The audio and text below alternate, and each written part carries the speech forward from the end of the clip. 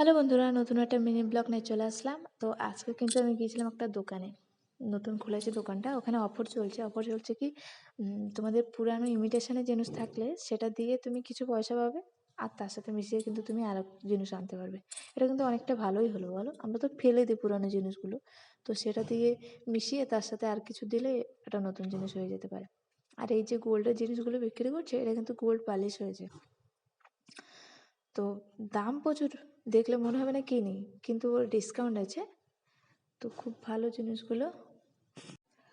তো ওখান থেকে কিছু নিলাম, তোমাদের পরে দেখাচ্ছি। তারপরে ওখান থেকে চলে আসলাম একটা নতুন দোকানে। আর ওখান থেকে কিন্তু এখান থেকেও কিছু নিলাম। আর এই যে আংটিগুলো দেখালাম সেগুলো কিন্তু খুব সুন্দর, বাকি আমার হাতে হয় না। হাতটা খুব সরু সরু, তো তার জন্য হাতে হয় না। তো ও বলছিল, কাকি তুমি কি ভিডিও করো? এই আমাদের বাড়ির পাশেই তো।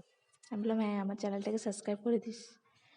তো এই দেখো কী কী এনেছে একটা কাজল। আর এলাম এই যে আংটি, যেটা হচ্ছে আমার, কিন্তু তোমাদের ডিজাইনটা চিনতে পারবে না,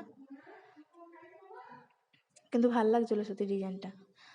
আর এনেছি এই যে শাখা কলেজের মিশানো, প্লাস্টিকের হয় এগুলো, অরিজিনাল না।